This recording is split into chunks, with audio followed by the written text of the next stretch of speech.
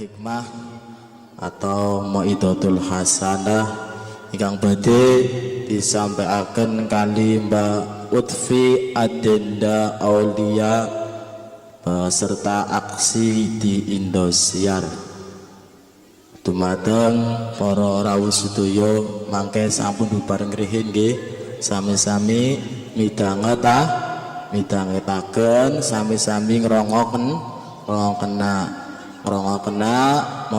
mau'izatul hasanah ingkang badhe disampaikan kali Mbak Ufti Adenda Aulia.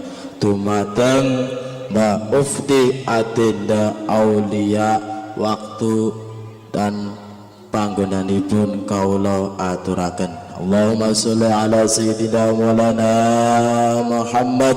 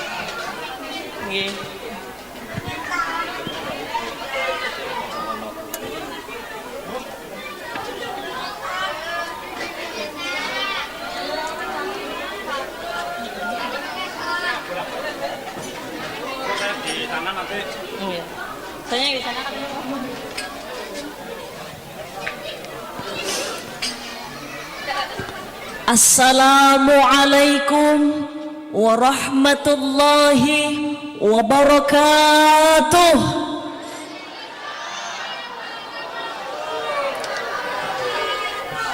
Alhamdulillah, jawab salam saya pada kompak. Ini saya doain tadi yang jawab salam saya yang jadi petani panennya berlimpah-limpah, yang jadi pedagang entuk pati kata, yang masih pada jomblo cepet menikah, bapak-bapak istrinya nambah. Nambah apa? Nambah solehah, amin Allahumma. Ini sebelum saya mulai ceritanya ceramah, saya mau ngajak warga Penarukan untuk bersolawat sama saya bareng-bareng. Mau? Man shalla alayya wahidatan sallallahu alaihi ashran. Barang siapa yang bersolawat 1 kali, maka Allah akan memberikan rahmat 10 kali. Mau? Sallu ala Nabi Muhammad.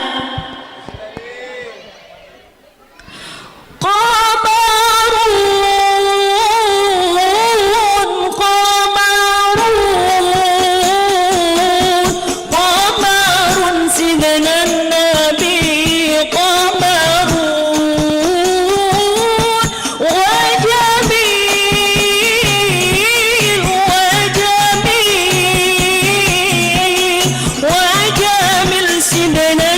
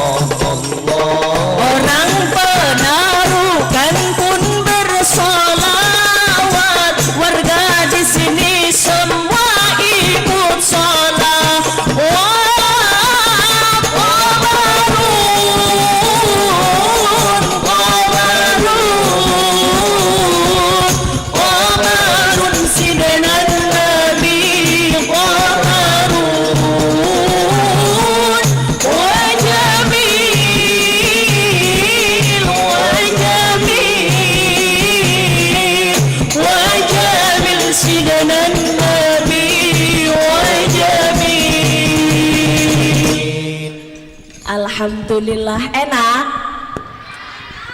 Mudah-mudahan dengan berkah sholawat tadi warga sini semuanya warga-warganya tambah sejahtera semuanya, amin. Sholawatan kan enak. Ini anak-anak hadro ini banyak yang naksir gara-gara apa? Berkah sholawatan. Iya, mbak-mbak pada seneng gak? Laki-laki pada seneng sholawatan? Pasti pada pengen dinafkahi ya, amin. Bismillahirrahmanirrahim. Alhamdulillahi rabbil alamin. Wabihi nasta'in ala umuri dunya waddin. Wassalatu wassalamu ala ashrafil anbiya'i wal mursalin. Sayyidina wa maulana Muhammadin wa ala alihi wa sahbihi ajma'in.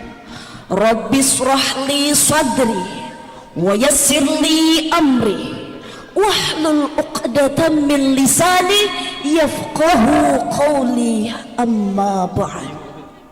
Segala puji bagi Allah, Rabb semesta alam, pencipta langit dan bumi, pembuat kegelapan dan cahaya.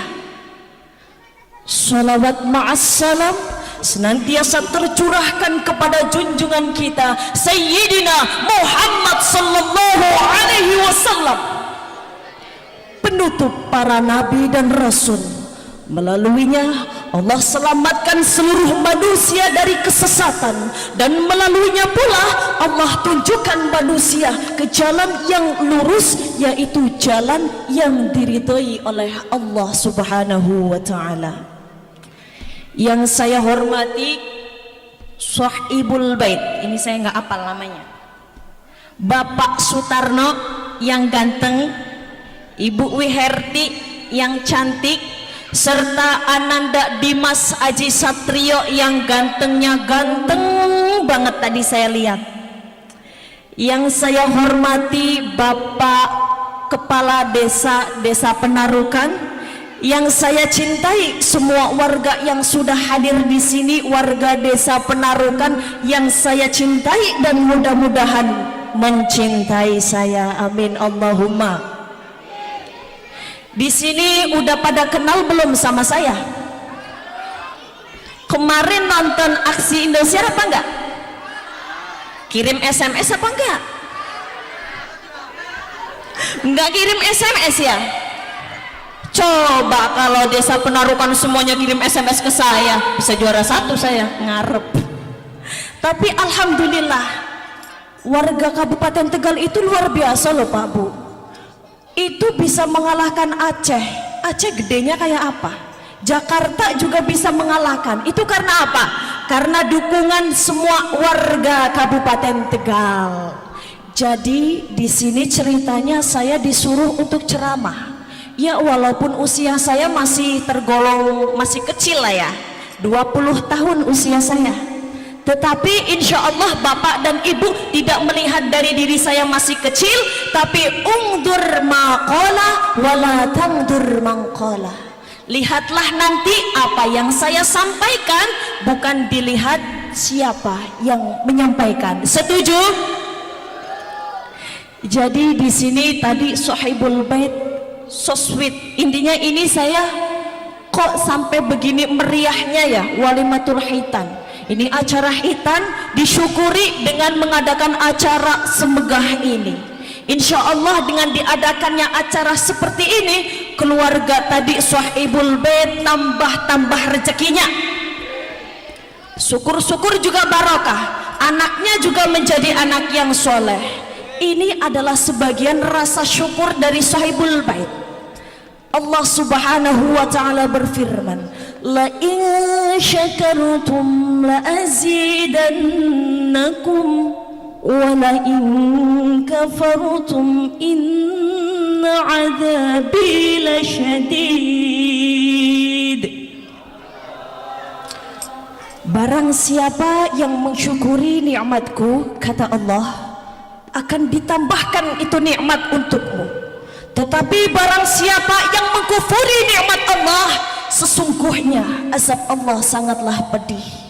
Insya Allah Ini adalah bentuk rasa syukur dari Sahibul Bait, punya anak ganteng begitu, disunat sehat, akhirnya disyukuri dengan mengadakan acara seperti ini. Ya, saya akan menyampaikan sedikit tentang khitan. Ya, walaupun saya ini perempuan, tapi sedikit-sedikit ya saya tahulah tentang khitan. Iya Bu, ini walaupun sedikit kayak menyentuh laki-laki, tapi perempuan itu kan harus tahu ya. Jadi dalam Quran surat An-Nahl ayat 123 Allah berfirman, "Tsumma auhayna ilaika anittabi' millata Ibrahim hanifa."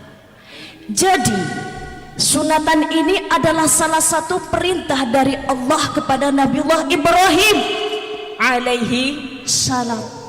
Jadi kalau orang yang sudah sunat berarti ia taat menjalankan sunnah-sunnah Nabi Ibrahim dan juga taat kepada Allah Subhanahu wa ta'ala. Sunat itu apa sih? Apa Bu, Pak, sunat? Sunat itu artinya khitan, intinya dari bahasa khitan. Khitan itu artinya memotong. Apa yang dipotong? Apa yang dipotong? Yang dipotong itu sebagian daging. Daging apa Pak, Bu? Daging yang terletak di bawah pusar, yang terletak di atas paha. Sudah jelas? Jadi itu khitan, memotong daging yang letaknya di situ Pak Bu. Nanti bisa dicari sendiri. Nah, kenapa kita kudu khitan? Kita bayangkan saja pisang, Bu. Bayangin pisang. Pisang yang warna hijau, yang warna kuning. Itu pisang kalau mau kita makan, apakah langsung jelek, nggak dikupas kulitnya, itu enak apa enak? Itu yang terjadi apa? Pahit. Pahit bisa, keloleden juga bisa. Masih ada karbite, iya Bu. Sama aja dengan khitan. Khitan itu kita di khitan itu tadi Ananda Adi siapa? Dimas itu di khitan supaya apa? Seperti pisang, supaya nikmat. Semuanya itu bersih, kotorannya bersih. Coba ditanya di sini semuanya yang masih pada jomblo ini atau ibu-ibu mau nggak sunat ama nikah sama orang yang belum sunat, mau apa enggak? Enggak mau, karena beda rasanya orang yang udah sunat sama yang belum sunat. Itu kata ibu saya emang nggak tahu. Jadi ibu tahu nggak sejarah khitan itu?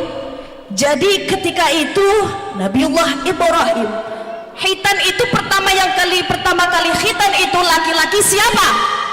Nabiullah Ibrahim. Nabiullah Ibrahim yang pertama kali khitan. Dalam sebuah hadis ada yang mengatakan Nabiullah Ibrahim dikhitan ketika umur 80 tahun dengan menggunakan kampak. Coba saya mau nanya sama bapak-bapak yang umurnya udah 80 tahun, dibayangin diperintahkan sama Allah, ya Ibrahim, ayo kamu sunat Ibrahim. Emang Ibrahim ngomong kayak kia? Ya Allah ajo, ya Allah, ya wis tua 80 tahun masih nyogon sunat isino, ya Allah. Halo tuh ya Allah.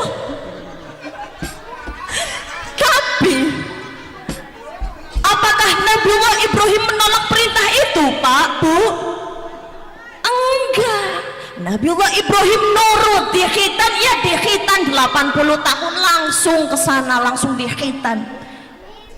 Alot ya, udah 80 tahun, izin ya. 80 tahun dikhitan, ya Allah, coba kakek-kakek wis. Ayo Pak, yang belum hitan siapa? Ada di sini yang belum hitan? Enggak malu sama Ananda bagus tadi. Jadi Jadi begitu. Terus tadi lanjutannya dikhitan dengan menggunakan kampak. Bu, bayangin Bu, dikhitan pakai kampak. Coba tadi Ananda ke rumah sakit, pergi ke rumah sakit, pasti ditawarin sama dokter begini. Assalamualaikum dokter, anak saya ini mau sunat dokter. Oh iya Bu, mau pakai laser biasa apa mau laser yang luar biasa Bu? Ya pokoknya laser sing ora kerasa wis. Gak ada di rumah sakit kayak gini. Assalamualaikum Pak dokter, anak saya mau sunat. Oh monggo Bu, mau sunat pakai kampak apa pakai gunting apa pakai pisau? Apa masih ada rumah sakit begitu? Gak ada. Coba bayangin kalau misalkan sekarang khitan masih pakai kampak. Sakit ya Bu. Bapak-bapak usia 80 tahun, Pak, lihat Pak, ini kampak Pak, 1, 2, 3, tis. Aduh ya Allah, sakitnya. Saya aja yang perempuan gak bisa bayangin sakitnya seperti apa. Sekarang saya mau nyinggung tentang hikmah berkhitan. Jadi hikmah berkhitan itu ada dalam medis, dalam kesehatan itu. Orang yang sudah berkhitan itu terhindar dari penyakit kanker.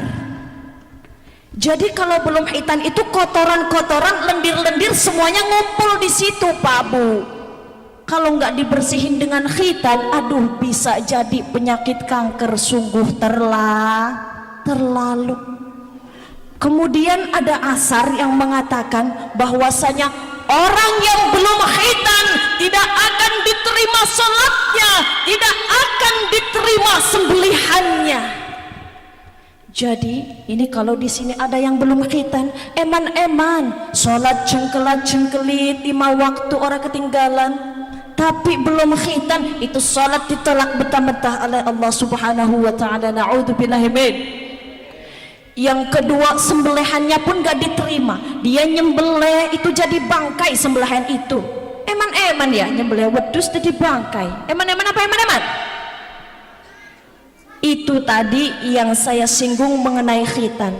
Saya mau doain sahibul bait, mudah-mudahan dengan acara ini nanti selesai dapat barokahnya. Mudah-mudahan rizkinya berlimpah-limpah. Amin.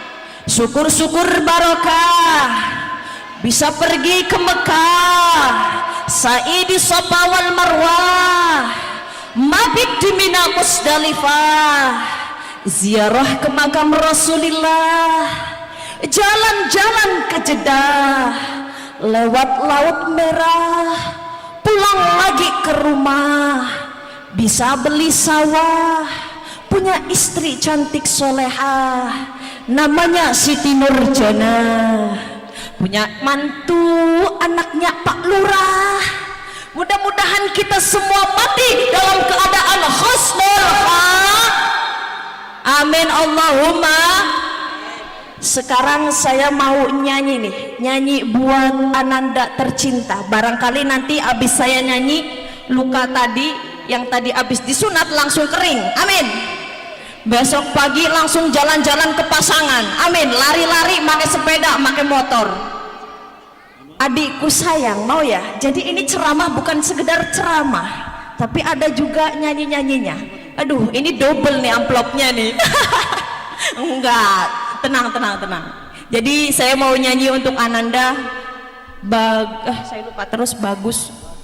Dimas, ya, adikku sayang, monggo. Adikku sayang, oh adikku sayang, kini masanya kau kan ditentang. Adikku sayang, oh adikku sayang,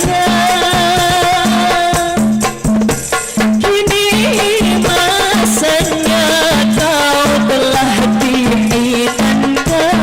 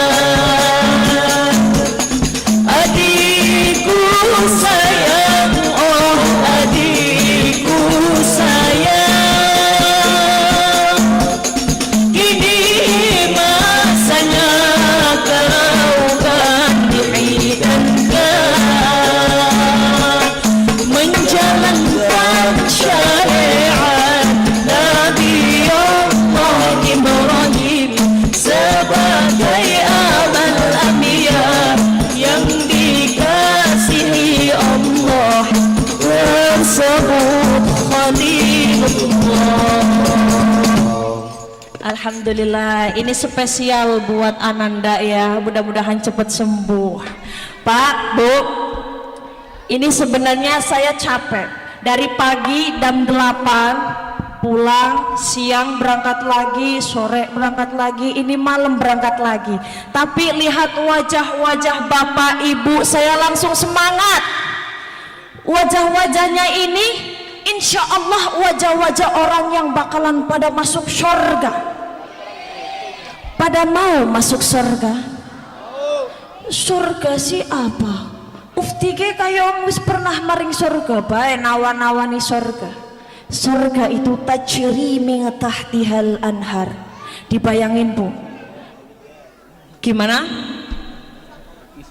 Mboten nggih. Jadi surga itu seperti air yang mengalir, di bawahnya seperti ada air mengalir. Kita bayangkan saja bumi Jawa. Pernah ke bumi Jawa?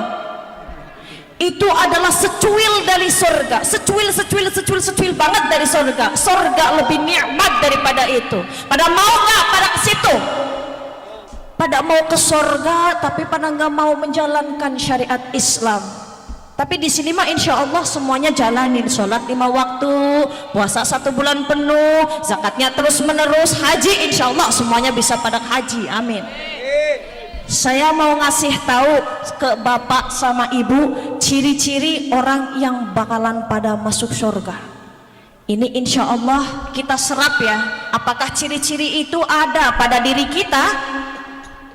Jadi di dalam kitab Durratun Nasihin halaman 17 dijelaskan ciri-ciri orang yang akan masuk surga itu ada 4. Berapa? Yang pertama, wajhun malih, wajahnya berseri-seri. Kayak siapa ini? Iya seperti itu, kayak bapak ya.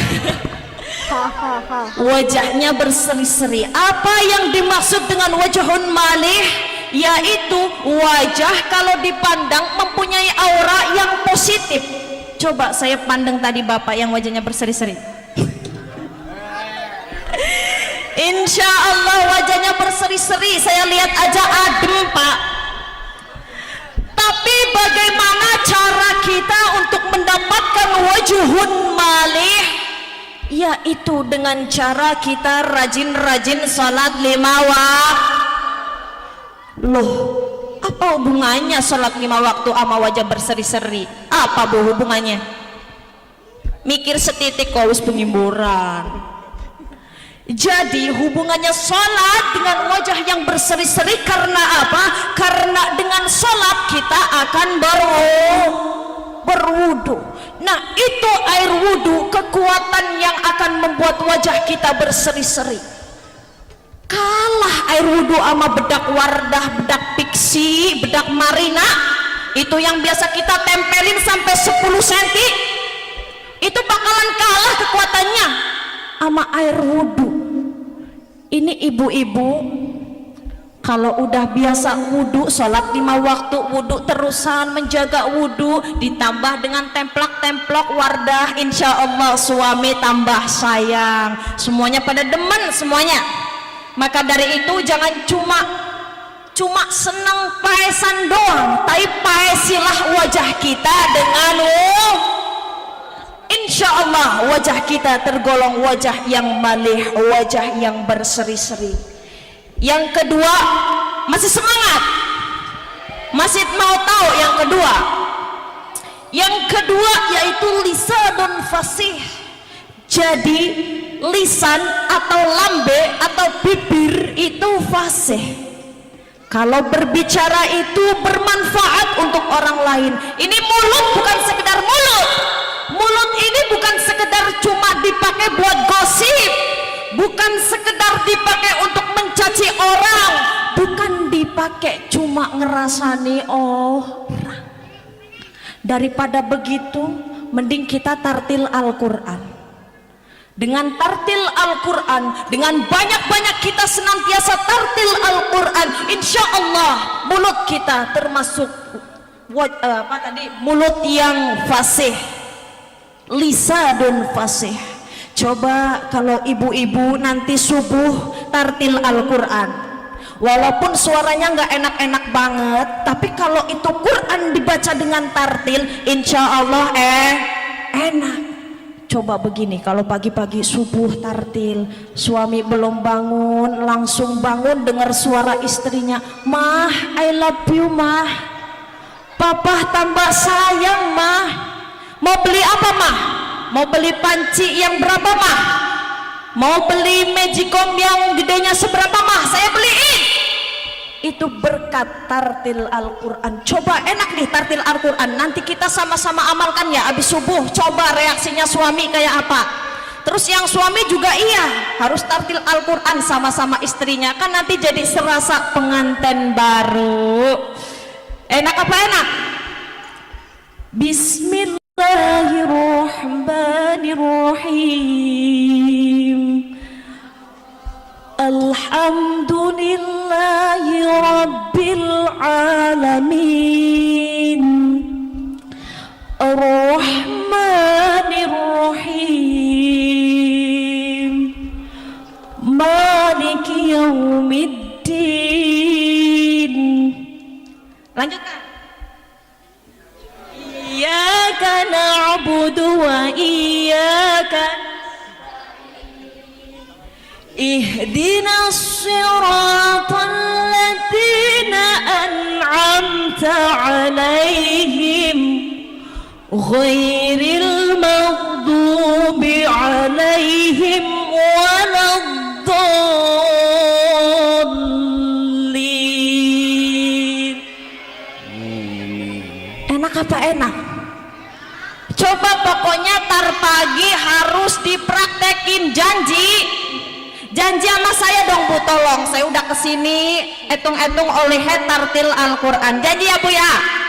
Insya Allah pernikahannya tambah awet, mau ada badai mau ada apa itu nggak masalah insya.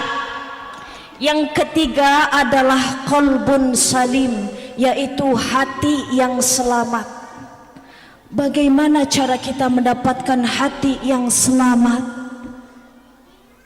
Allah Subhanahu wa ta'ala berfirman, Bismillahirrahmanirrahim, Yauma la yanfa'u malu wa la banun illa atallaha biqalbin salim. Mau tahu artinya? Pada hari kiamat tidaklah bermanfaat harta dan keturunan kecuali orang yang menghadap Allah dengan hati yang selamat. Jadi nanti di hari kiamat, harta itu harta yang kita tumpuk-tumpuk, itu anak keturunan yang kita bangga-banggakan, itu semua tidak ada artinya, kecuali yang ada artinya di hadapan Allah adalah hati yang selamat. Hati kita sudah selamat apa belum tergolongnya Bu? Hati yang selamat itu yang di dalam hatinya itu bersih, tidak ada rasa hasud, tidak ada rasa dengki. Hatinya bersih, selalu digunakan untuk berzikir kepada Allah. Ala bidzikrillahi tatma'innul qulub. Hanya berzikir kepada Allah, maka hati akan menjadi tenang. Jadi kalau kita mau punya ciri-ciri yang ketiga, hati yang bersih, hati yang selamat, hati yang salim, kita kudu selalu ingat Allah dengan cara berzikir kepada Allah. Yang keempat ini yang terakhir sebelum saya tutup, yang keempat ini adalah yadun sahiyun. Apa itu yadun sahiyun? Yaitu tangan-tangan orang yang dermawan. Ini ibu-ibu, bapak-bapak udah ngerasa belum tangannya digunakan untuk membantu orang lain? Kalau ada tetangga kesusahan, tetangga kelaparan, maukah tangan kita memberi kepada tetangga kita? Mau Bu? Kalau ibu sudah melakukan yadun sahiyun itu, insya Allah ibu, bapak, hadirin semuanya termasuk mendapatkan ciri-ciri orang yang bakalan masuk surga. Saya ulangi lagi tadi empat-empatnya. Yang pertama, orang yang akan masuk ke surga adalah apa tadi? Lisanun fasih, wajhun malih, hati yang bersih, qalbun salim, dan tangan yang dermawan. Mudah-mudahan kita semua punya 4 ciri-ciri itu, dan kita semua nanti yang hadir di sini dipertemukan di surganya Allah Subhanahu wa taala. Amin Allahumma. Sebelum saya tutup, saya ngajak bapak-bapak, ibu-ibu hadirin semuanya untuk beristighfar kepada Allah. Coba bayangkan dari tadi bangun pagi sampai sekarang berapa dosa yang telah kita lakukan. Marilah kita introspeksi diri, kita beristighfar kepada Allah, kita segerakan taubat kepada Allah dengan taubat yang sebenar-benarnya, taubatan nasuha. Mari sama-sama kita beristighfar. Semuanya harus ikut-ikut beristighfar, karena di sini yang nggak ikut istighfar berarti merasa dirinya nggak punya dosa. Naudzubillahi min. Astaghfirullah Rabbal baraya, astaghfirullah minal khataya, astaghfirullah.